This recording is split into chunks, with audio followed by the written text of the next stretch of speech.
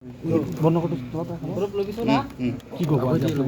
7 Assam battalion NCC কেম্পত আহিছে আজি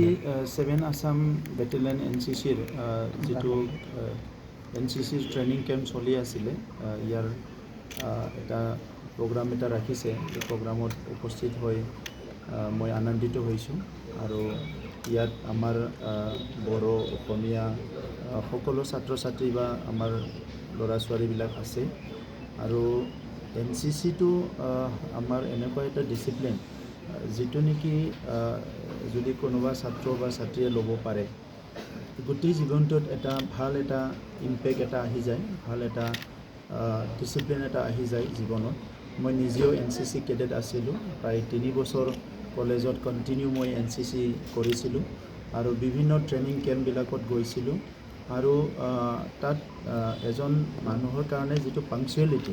সেইটো খুব ভালকৈ শিকোৱা হয় আৰু ডিফেন্সৰ ক্ষেত্ৰতো আমি জানোৱেই আৰু ইণ্ডিয়ান আৰ্মিৰ ক্ষেত্ৰত আমি আৰু ভালকৈ জানো যে আমাৰ গাঁওবিলাকতে কোনোবা মানুহ যদি আৰ্মিত যায় তেখেতে আৰ্মিৰ পৰা অহাৰ পিছত কিমান ডিচিপ্লিনত থাকে চ' তেনেকুৱাই NCC কেডেটবিলাককো তেনেকুৱা শিকোৱা হয় আৰু বহুত ডাঙৰ কথাটো হৈছে কি ট্ৰেইনিংখিনি পোৱাৰ পিছত ইয়াৰ কনফিডেন্স লেভেলটো বহুত বাঢ়ি যায় এজন যুৱ যুৱতীৰ মানে কনফিডেন্স লেভেলটো বহুত বাঢ়ি যায় আৰু এনি চিটুৱেশ্যন ফেচ কৰিবলৈ এটা তাগত আহে তো সেইটোৰ কাৰণে NCC ট্ৰেইনিং লোৱাটো সকলোৰ কাৰণে দৰকাৰ ডিফেন্সত যায় নাযায় সেইটো মেইন কথা নহয় আৰু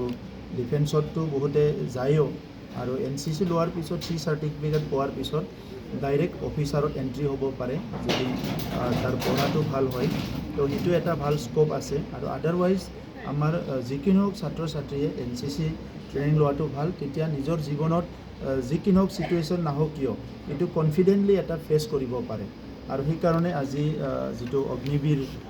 আজি প্ৰধানমন্ত্ৰী ডাঙৰীয়া আনিছে তাতো মানে সকলোকে এতিয়া ডিফেন্স ট্ৰেইনিং লোৱাৰ কাৰণে এটা সুযোগ দিছে আৰু সেইবিলাক মানে এটা নতুন নতুন পদক্ষেপ আৰু ভাৰতীয় আমাৰ ছাত্ৰ ছাত্ৰী যুৱ যুৱতীসকলক দেশ প্ৰেমৰ কথা যদি জানিব লাগে তেনেকুৱা ট্ৰেইনিংবিলাক ল'ব লাগে এটা পেট্ৰিয়ট যদি হ'ব লাগে তেনেহ'লে এনেকুৱা ট্ৰেইনিংবিলাক ল'ব লাগে আৰু প্ৰত্যেকজনৰ কাৰণে এইটো দৰকাৰ তেখেতে মানে ডিফেন্সত আহে নাহে এইটো ডাঙৰ কথা নহয় কিন্তু এই ট্ৰেইনিংটো লোৱাটো সকলোৰ কাৰণে দৰকাৰ